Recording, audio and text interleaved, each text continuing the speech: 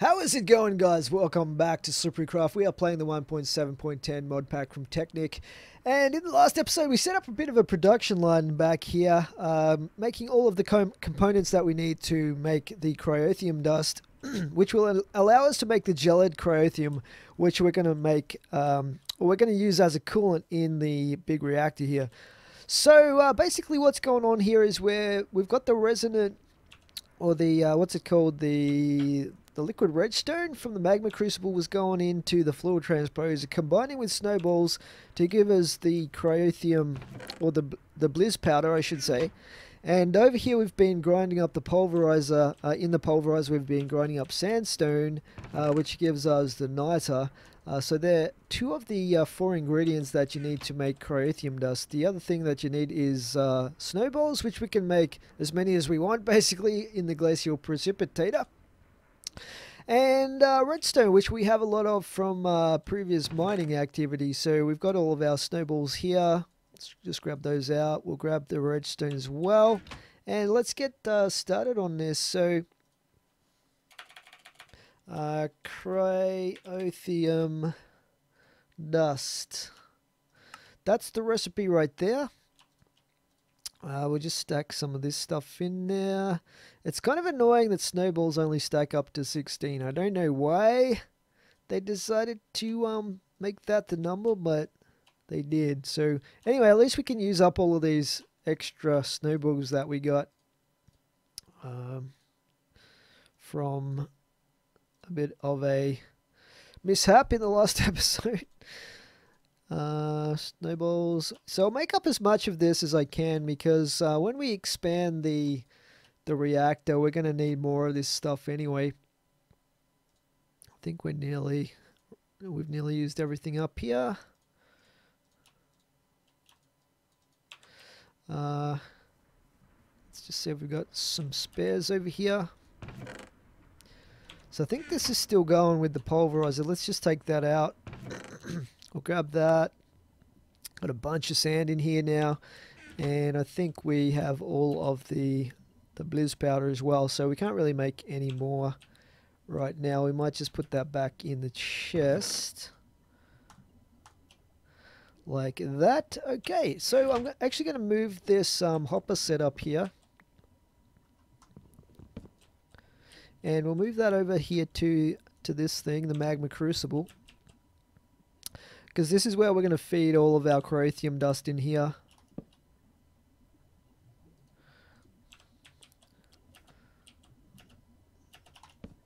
Like that. Stick it all in there. So that should then start making it in the magma crucible and turning that into the final product, the Gelid Cryotheum that we want. So we're getting that in our tanks here. I'm just going to allow that to go through and make all of that up for us. It could take a little while because it's not, I guess it's fairly fast, but it's not super fast. Now let's just take a look at our reactor here. So at the moment, this thing is running at a 4.65 thousand RF per tick. So let's remember that number there, because I want to see how much more power and efficiency we get when we put the liquid cryotheum in. So 4.65, and it's also running at 0.065 millibuckets per tick efficiency, which is pretty good. But we'll have to leave this on for a little bit, and then we'll be replacing the coolant in there with the Gelid Cryotheum. Alright, okay, we might leave this producing here, and we'll come back when it is it's basically used all of this cryotheum dust, and I'll catch you guys then. Be back soon. Alright, we're back, guys, and we have pretty much made as much of this stuff as we had cryotheum dust. It's just a little bit finishing off there. So we are going to start transferring this inside the reactor as a coolant. As soon as we break a block on this thing, it is going to turn the reactor off, so that's why I had to wait for that to finish doing its thing. I've also made a bunch of buckets here just so we can obviously transport this stuff. So, with coolant, how the radiation heat works in the big reactors mod is the heat actually travels laterally, so it goes north, south, east, west. it doesn't travel diagonally at all. So you don't actually need any coolant in the diagonal sections. It doesn't do anything. But what I'm going to do is remove these graphite blocks that I have in there right now as the cheap coolant that we were using previously. These things are actually pretty good. Like, they're definitely better than having nothing in there. For a pretty cheap resource as well. And I'll knock these out here. That one. This diamond pick's nearly done, actually. I'm surprised it hasn't broken yet. I want to make me a diamond drill. Now that we've got power happening, I can actually make some of those really cool tools. It's like one of my favorite mods ever, the advanced diamond drill. It is epic. Okay, so the center one as well, I guess. You don't really need any coolant down the center. We might actually leave that empty. Let's just go down and break these.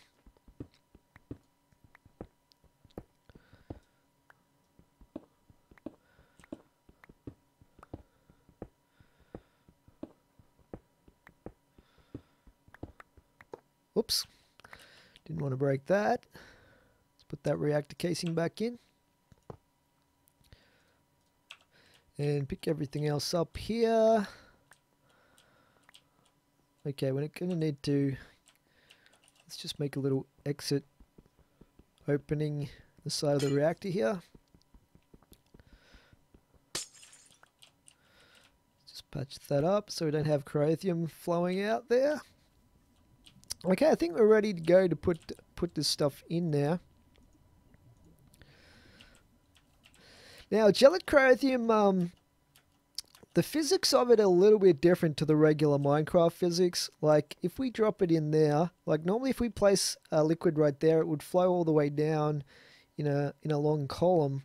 But with liquid cryotheum, because it's like a super cooled liquid, it drops down as a single source block. So you actually need a little bit more than you would normally with most other liquids to fill an area like this up. So that should be full there. And you do not want to fall into this stuff either, because it is so cold that if you fall into it, it'll pretty much kill you. You'll die of, I guess you freeze to death or something. Like, so I definitely don't want to fall down in any of these little holes that I'm creating, because I wouldn't have time to get out, I don't think, before I would die.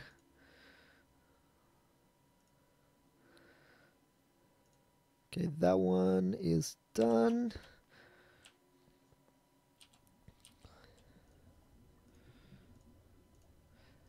I'm not sure if we'll have enough to do the sides or not, so I'm just going to do the area in between the control rods to start with. We probably will have enough, and I mean, I can definitely like produce it at will now, so I think it'd probably look best if it was all around the outside as well.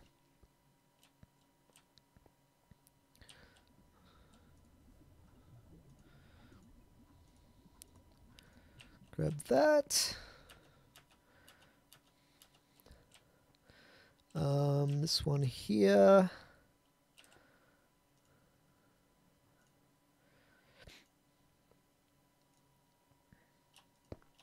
Okay, so we've done in between the control rods now, and now we've just got to do the outside part of that.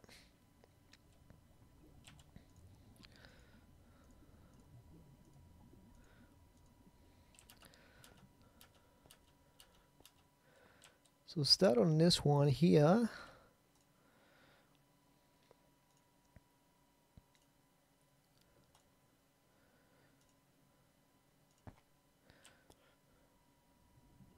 So yeah, next episode we're going to switch up, because I know I've been building a lot and setting a lot of stuff up lately, and I don't know how many of you guys like enjoy watching that or not, like, because it's quite technical and everything like that.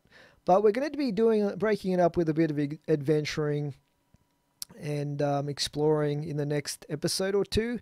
What I actually am thinking about doing is trying to find the End Fortress, which might sound pretty crazy, but I kind of want to head to the end, not necessarily to kill the Ender Dragon straight away, because remember I'm playing hardcore mode, so if I die, it's game over, like the whole world gets deleted. But what I believe is the case with the mods that I have is in the end, you can actually find the Ender Lily plants, which you can harvest Ender Pearls from. And if I go to the end, we might be able to pick some of those up and hopefully get some Ender Lily seeds so that we can start an Ender Pearl garden with those. Because that was pretty awesome in my Intergalactic Adventurer series. With that, I basically had a limitless, almost limitless supply of Ender Pearls. And Ender Pearls are used in a lot of stuff, including some of the coolants that you can use with the big reactors mod. So Resonant Ender is a really good coolant as well for specific purposes. Later on when I expand this, I'm probably going to want some of that stuff. Plus a lot of the other mods, especially the Ender IO mods, do use the Ender Pearls a fair bit. So yeah, that's the main reason I want to go to the end so early. Looks like we're probably going to have enough, hopefully. We've got that one, and that one left.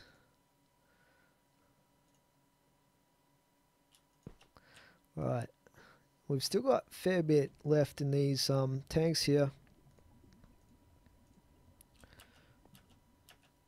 I think it looks pretty cool as well with this stuff in it.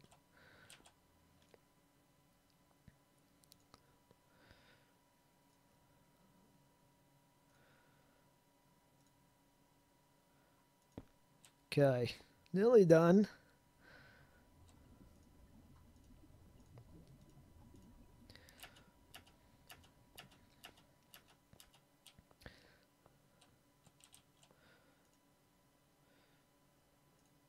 I really thought I would be quite prone to falling down in these things, but I've been super careful so we haven't we haven't fallen to our deaths into the liquid cryotheum.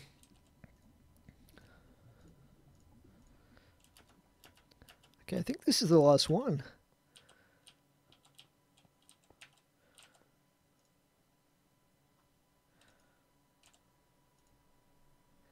And lucky last, there we go. So we can put this back together, so it should form the reactor again. I'm not sure of the settings that are ideal with the insertion once we have the liquid cryotheum in there. I'll probably play with that a little bit to see what works best, but let's just check it out now and see what we're getting here. So remember, it was 4.65 thousand RF per tick, and now it is just warming up.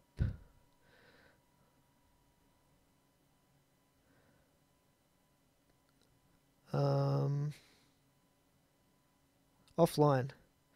Activate. I don't know why it turned itself off. Maybe it does that automatically when you first form it. That's probably the reason for it. 4.65, so already we're going up 5.8. Much higher casing heat. 5.98. Yeah, around the 6,000 RF per tick. So that's pretty huge when you think about it. There's the 6,000 there. And the efficiency is still really good as well, 0.068. That's heading into the purple zone. We probably want to reduce that a little bit. High heat raises energy output. I can't remember what it was before. But, yeah, that's pretty good. So we're getting at least another 1,000 RF per tick out of this with pretty much the same efficiency there. So that is awesome. Look at that. That is super cool. Loving it. Loving it. Now we've got a lot of spare liquid cryotheum here as well. Let's just grab these tanks. because I probably want to eventually put machines in these. And let's see if we can flow that down there so we can store it all in the one tank.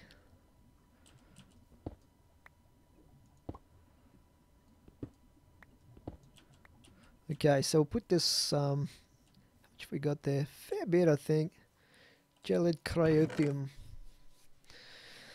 Cool. Alright, well, that is the upgrade to the reactor done with the coolant here, which is pretty sweet. There is one more machine that I kind of want to make since we've got a bit of time left in this episode, and that is, I think it's called the sag mill. This thing here. So this, I believe, is going to act as our main like ore processor. Rather than just using this thing, I think it's going to give us more resources out of each ore that we get. So for this, we're going to need another one of these. Let's just see over here if I've got any iron bars. I thought I did have some. There's some there. Okay, good, good, good. What else did we need here? Some iron and one of these things, which is the gold and the copper. Copper I have. Gold and redstone. Got some gold there.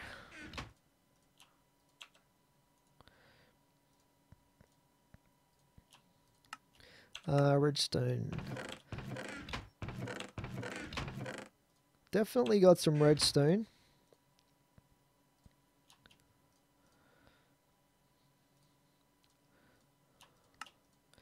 Grab that fella, and then we should be able to put that together.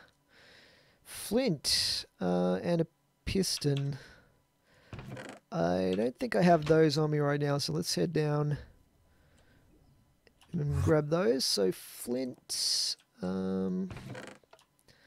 there. How much flint did I need? 3. And I needed piston.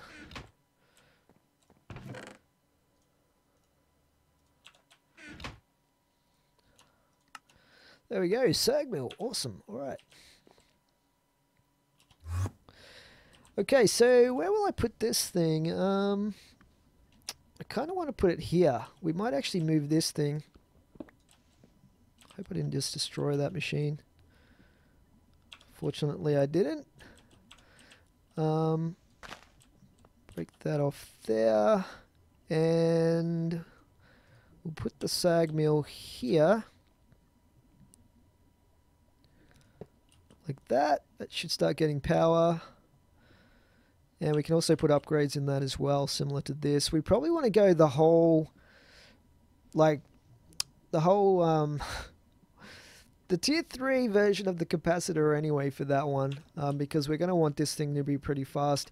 And what I'm going to probably do is set up an ender chest feeding into that so that we can chuck all our ore in that when we go mining. Or eventually when we get quarries, it can all go into that automatically. And I'll probably have a bank of these depending on how fast I can get them to work. And we'll place this thing down over here. I'm also going to want to set up the item ducts on this as well to go probably into that chest for the time being, but eventually we'll move everything out of this and we'll have an AE system set up. But I think that's already connected actually. Just take a look down here. Yeah, I think that's already connected. Let's go get some cables.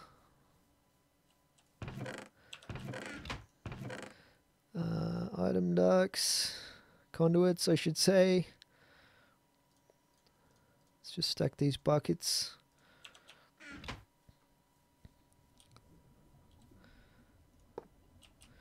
That's so good how you can put like multiple cables for different things on the same in the same block space. That is awesome. Okay, so anyway, yeah, basically we can chuck our ores in here. Let's go get some ores to check it out. I should have some up here.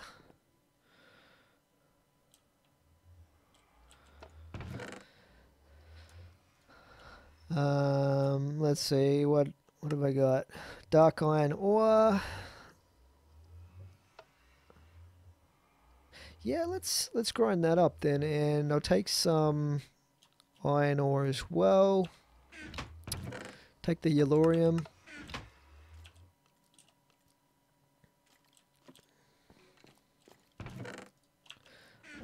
Get rid of some of this sand that I've got. Wait, can I put this in here, I think?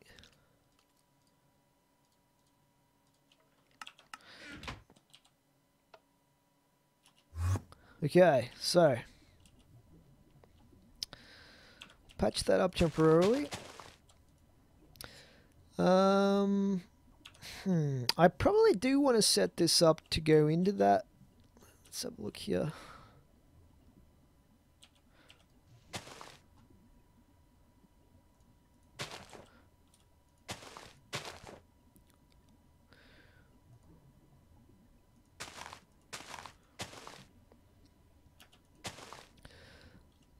So yeah, across from this one, that needs to be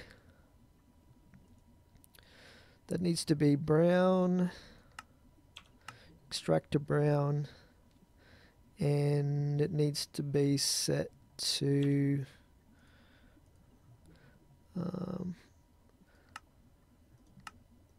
always active, I think.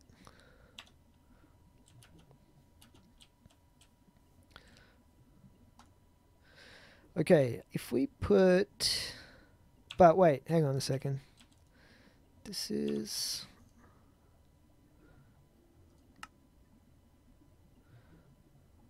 Oh, look at that. That's pretty cool.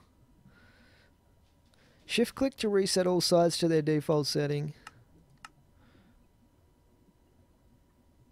So we want to go into that chest there. But I don't think it will auto extract sideways into a chest like that, which is why we need the item conduits.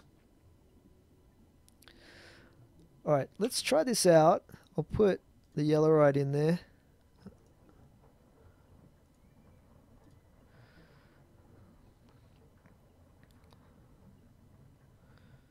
So that's given us... Okay, so what it does is it turns it into dust first. Is that going in here for me? It is. Okay, and then we should be able to smelt this down.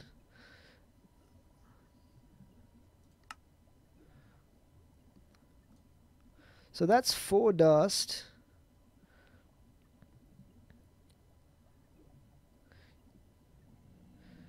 And that gave us 4 ingots.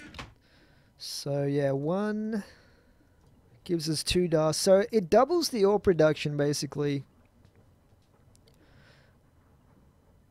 But the thing with the sag mill is it also gives you byproducts, and there's some really cool byproducts with this. Like one thing I noticed is it has a very small chance with coal ore of producing a diamond out of it, which sounds pretty awesome. So and there's upgrades and stuff like that you can do with it. So I think this thing is going to be really awesome. But what it actually needs to do is it needs to extract it into this for me.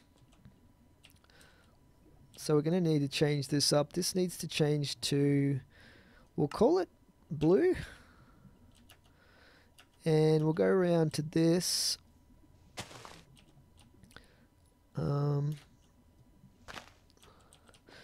And we'll change this one to extract.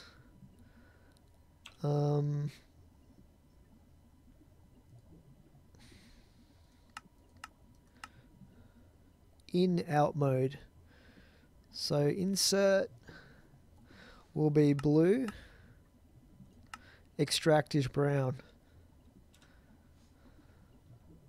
Hopefully that's going to work. I'm not too sure if it will, but so theoretically it should go from that to that and then from that to that. Let's try this out again with some of this dark iron. Not sure what byproduct that gives. Okay, that's gone into here. And that should go into here. Beautiful. Oh, I love it when a plan comes together. That is working awesome. Right, guys. Well, I think we're just about out of time in this episode. But as I said, we're going to change it up next episode and break things up with a bit more exploring.